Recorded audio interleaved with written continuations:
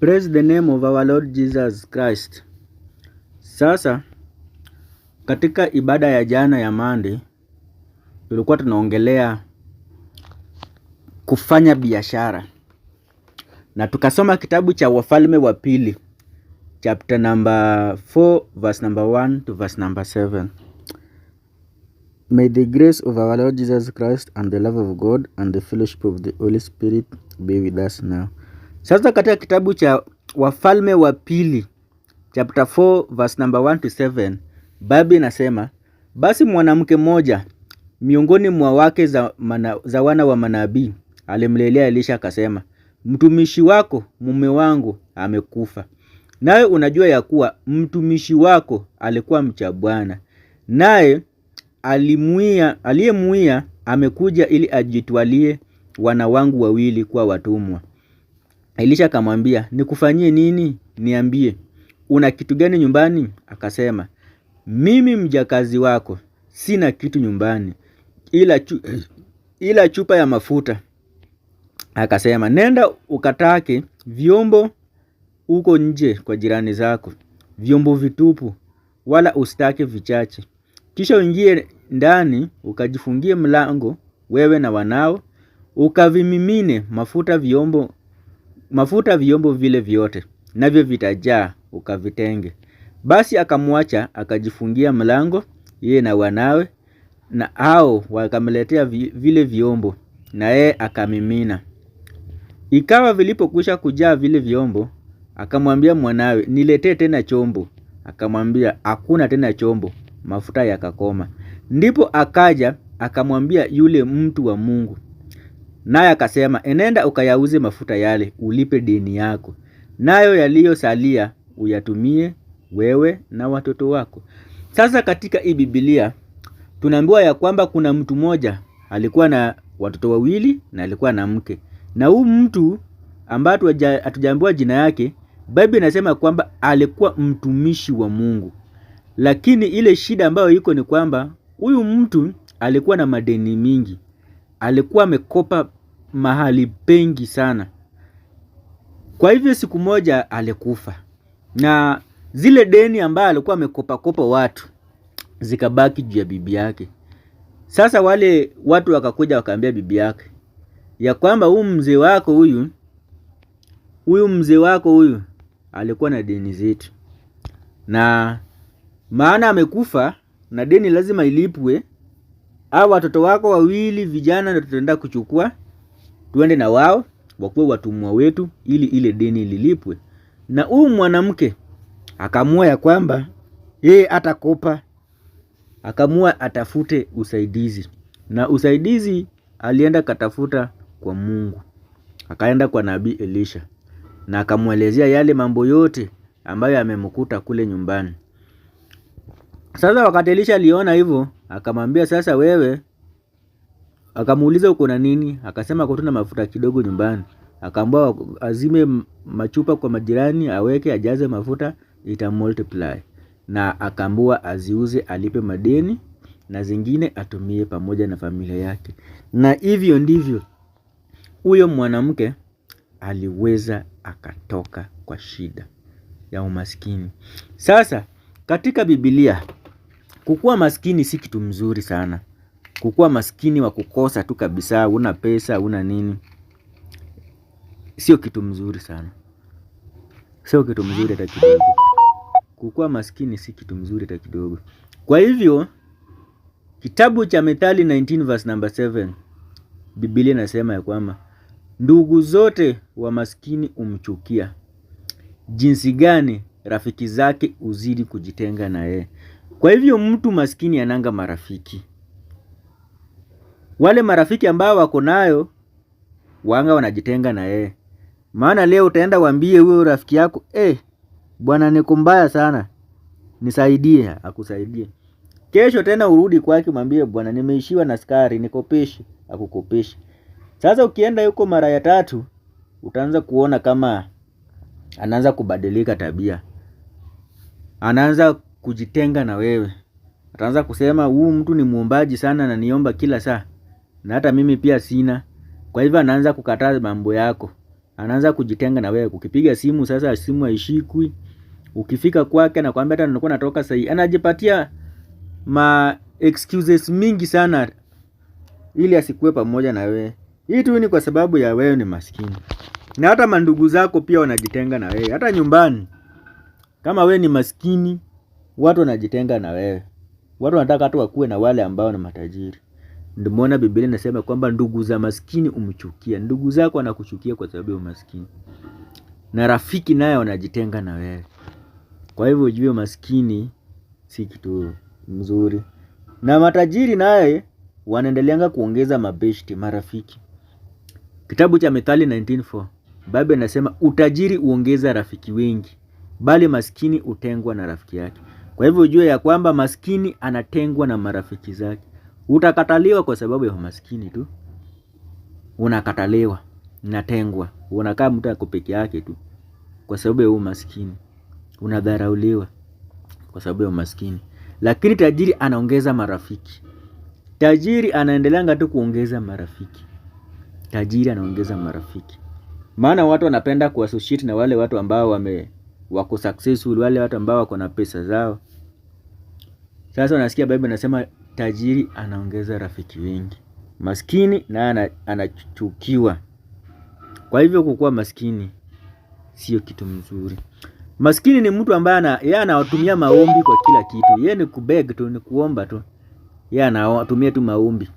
Ndio maana Biblia inasema katika Methali 18 verse number 23, maskini hutumia maombi, bali tajiri hujibu kwa ukali. Kitabu cha Methali 18 verse number 23. Biblia inasema maskini hutumia maombi, bali tajiri hujibu kwa ukali. Maskini hutumia maombi, bali tajiri hujibu kwa ukali. Hiyo ni kitabu cha Methali chapter number 18 verse number 23. Methali 18 verse number 23. Biblia inasema kwamba maskini hutumia maombi, bali tajiri hujibu kwa ukali. Maskini ni mtu wa kuomba, naomba. Ndio kuna misemo mwingine ambao wanasema kwamba tajiri adaiwi, tajiri anakumbushwa. Lakini tajiri naye anadai maskini. Yeye anakuwa mkali kwa maskini. Maskini naye unaona yeye kila kitu yeye anatumia maombi. Maana yeye ni mnyonge. Kwa hivyo ujue Biblia inatuambia kitabu cha Wakorintho wa pili chapter 8 verse number 9. Maana mmejua neema ya Bwana wetu Yesu Kristo, jinsi alivyokuwa maskini kwa ajili yenu, ingawa alikuwa tajiri, ili kwamba nyinyi mpate kuwa tajiri kwa maskini wake. Kwa hivyo Biblia inatuambia ya kwamba Bwana wetu Yesu Kristo alikuwa maskini kwa ajili yetu, ingawa yeye ni tajiri, lakini kwa ajili yetu alikuwa maskini. Kumbuka Biblia inasema kitabu cha Zaburi 24 verse number 1, nchi na vitu vyote viliomo ndani yake ni mali ya Bwana, na Yesu Kristo ni Bwana. Tena ukumbuke Biblia inasema kwamba anasema fedha na dhahabu ni mali yangu. Kwa hivyo Mungu wetu ni tajiri, lakini venye alikuja duniani alijifanya kuwa maskini kwa ajili yetu, ingawa alikuwa tajiri, ili sasa katika hiyo maskini wake sisi tupate kuwa matajiri.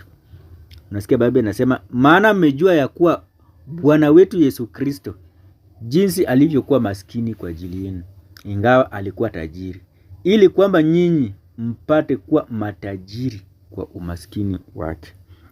Kwa hivyo Yesu anataka tukue matajiri. Nimekwambia yeye ni tajiri. Kitabu cha Methali 8:18 Biblia inasema utajiri na heshima ziko kwangu, utajiri udumuo na haki pia. Huyo ni Yesu anaongea. Anasema utajiri na heshima ziko kwake. So which means yeye ni tajiri, hakuna utajiri tena ile ambayo inadumu. Kwa hivyo Mungu wetu ni Mungu tajiri sana. Kwa hivyo wakati ambapo tunamjua hatufai kuwa masikini. Mambo ya kudaiwa Biblia haitaki. Ndio unaona Biblia inasema Warumi 13 verse number 18, verse number 8. Msiwiwe na mtu chochote isipokuwa kupendana. Kwa maana mpendaye mwenzake ametimiza sheria yote. Yaani msidaiwe na mtu chochote isipokuwa kupendana. Msidaiwe. Mambo ya kudaiwa Biblia haitaki. Msidaiwe na mtu chochote isipokuwa kupendana. Kwa hivyo yule mama alikuwa maskini kama vile wengi wetu walivyokuwa. Na mzee wake ndiye alikuwa anafanya kazi na alikuwa na madeni mingi na akakufa kwa hiyo madeni. Sasa huyu mama wakati alienda kwa nabii Elisha, hapo ndio wazo ya kuanza biashara ilikuja kwake. Ndio ule Elisha akamwambia uuza hizi mafuta ukalipe deni. Na mafuta yamebakia utumie kwa ajili yako na watoto. Kwa hivyo sasa huyu mwanamke mwenye alianza biashara ya kuuza mafuta, hapo ndio maskini wake iliisha. So in short, njia moja ya kupiga umaskini teke ni wakati ambapo tunaingia kwa biashara, ama tunatumia zile talent ambazo tuko nazo, tunatumia zile gifts ambazo tuko nazo, tunatumia gifts ambazo tuko nazo. Kila mtu ako na gift, hakuna mwenye ana gift, hakuna mtu ambaye ana talent. Kila mmoja wetu ako na talent, na talent ama gift ni kitu cha maana sana. Kitabu cha Methali 17 verse number 8 Biblia inasema kipawa ni kama kitu cha thamani machoni pake yeye aliye nacho. Kwa hivyo kipawa ni kitu cha thamani sana. Gift ni kitu ya thamani sana. Na kila mtu kuna gift. Ni vile watu wengi wamelalia gift zao mpaka zikakufa. Tuko na waimbaji, tuko na waigizaji, watu wa kufundisha neno wako, maactors wako. Tuko na kila aina ya gift. Na kila mtu ako na yake. Hata kufanya biashara, wafanyi biashara tuko nao wengi, lakini watu wamelalia gift zao. Wamelalia gift zao. Na Biblia inasema kipawa ni kama kitu cha thamani machoni pake aliye nacho. Kwa hivyo ukiwa na kipawa, fanyisha kipawa chako kazi. Fanyisha kipawa chako kazi. Kitabu cha Luke 19 Biblia inasema kuna mtu mmoja ambaye alikuwa anaenda safari, akaita watu wake, wafanyikazi wake, akawapea pesa. Mmoja akapea shilingi 5, mwingine akapea 3, mwingine shilingi 2, mwingine 1. Na akawaambia fanyeni biashara mpaka nitakapokuja. Kwa hivyo wakati ambapo alirudi, alipata ule ambaye alipea 5 amefanya biashara, amepata 5 nyingine, hakuna 10. Hivyo hivyo na mwenye alipewa 3, 2, na ule ambaye alipewa 1 alificha yake. Na boss wake akakasirika naye sana.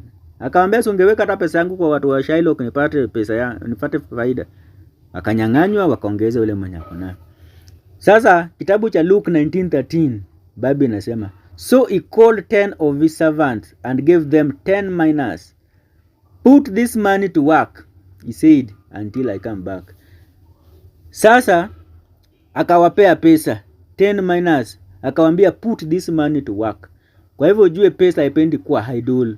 Wakati uko na pesa, put that money to work ikulete pesa nyingine. Fanya biashara na hiyo pesa. Investment, watu wa invest. Watu wa invest kwa mabiashara, watu wa invest kwa talent zao. Watu wa invest kwa gift zao na watapata mapato. Watu wa invest. Watu wa invest na watatoka katika umaskini. Luke 19:13 so he called 10 of his servants and gave them 10 minas. Put this money to work, he said, until I come back. So the Bible wants you to put the money to work. Put the money to work. Tutatoka kwa maskini. Put the money to work. Wakati ule mwanamke alianza biashara ya kuuza mafuta, umaskini iliisha kwa nyumba yake. Lakini mbeleni alikuwa anakaa idle, mzee aliumia sana. Kwa na kopa ili akidhi mahitaji ya familia. Lakini mwishowe hata stress ndio kama ilimuua. Mama kabaki na watoto.